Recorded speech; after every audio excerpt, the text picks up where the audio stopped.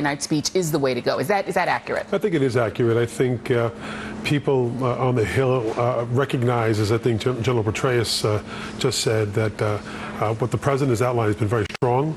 And as I think Mr. Ryan indicated as well, that he supports the president's movement here. I think what we really need to have, though, is have that statement of growing and really demonstrable support for the president in this effort. Yeah, I want to have you guys listen to your speaker, Speaker John Boehner, and his comments on the president's plan. Take a listen.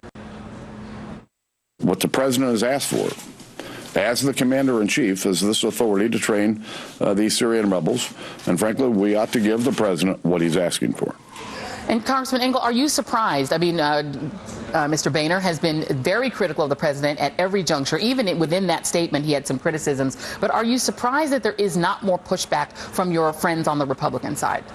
Well, I'm pleasantly surprised, but I'm happily surprised, because I think the president made a very cogent case the other night when he spoke with the American people. You know, yesterday was September 11th, and Joe Crowley and I, both being New Yorkers, we remember September 11th, 2001. And that came about because we dropped the ball in Afghanistan. When the Russians were kicked out, we allowed al-Qaeda to make it a no man's land, to train and plot attacks on the U.S. homeland. That's what ISIS will do if we leave them alone. They are grouping in Iraq and Syria, and if we don't disrupt them, there will be attacks on the U.S. homeland. So I think that it is certainly in the U.S.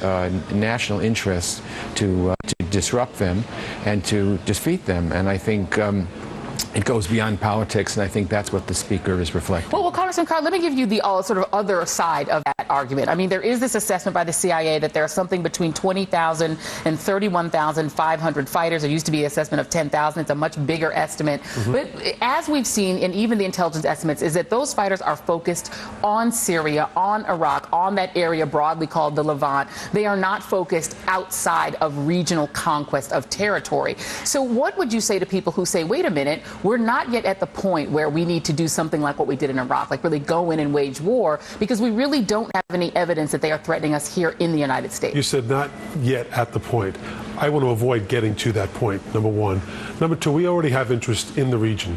We know that their attempt to topple the Kurds, attacking their capital, where many of our diplomats are, well, we have an interest in ensuring a pro-American presence in that region.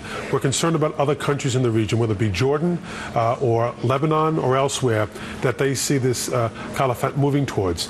And I think the brutality, the nature of the brutality, the way they killed the two journalists, how they trek out young men naked into the middle of the desert and just shoot them, the atrocities they're committing need to be addressed as well.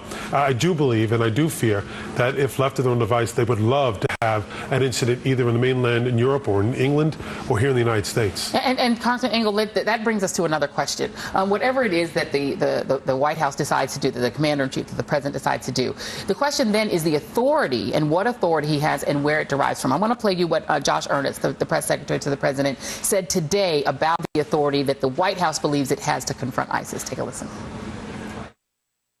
It is the view of this administration and the president's national security team specifically that additional authorization from Congress is not required, that he has the authority that he needs to order the military actions that he has to degrade and ultimately destroy ISIL.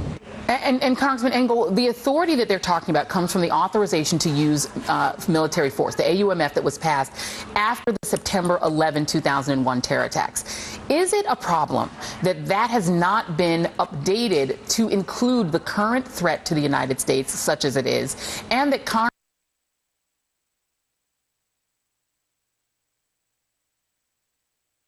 to me or somewhere in the Horn of Africa, then another president, and it could just go on indefinitely. Shouldn't Congress act and pass a new AUMF if it in fact believes the president should act? Well, we're talking about two separate things here. One is the president's request to arm and equip the Free Syria Army or well-vetted Syrian rebels in Syria, because if you're going to get to ISIS, you can't just do it in Iraq. They've obliterated the Iraq-Syria border, and you need to also get at them in Syria.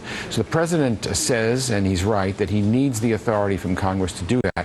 We might very well do that next week in the continuing resolution which funds the government, and I think that would be the quickest and best way of doing it. The question is, should the president come to Congress for all the other things, for the bombing and the drones and things like that? I think the president certainly can invoke the War Powers Act, and he has, again and again for 60 days. It would be best if he came to Congress. I think that to have a new AUMF, I think that would be best.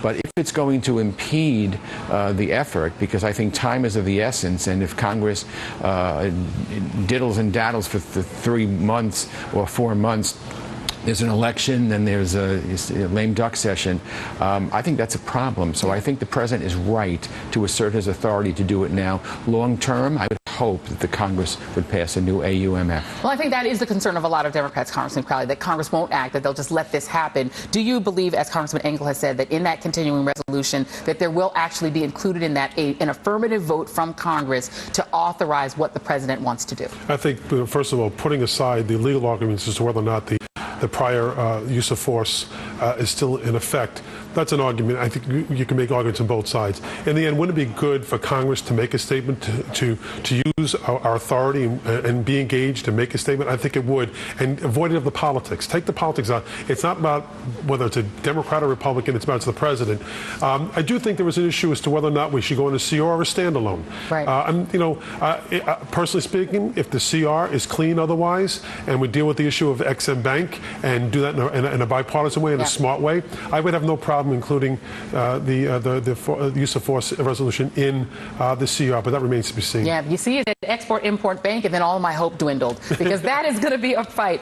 Congressman Joe Crowley, Congressman Elliot Engel, both New York representatives. Appreciate you guys both being here. Thank you very much. Thank you. All right, Michael Tomasky is a columnist with the Daily Beast. And so, Michael,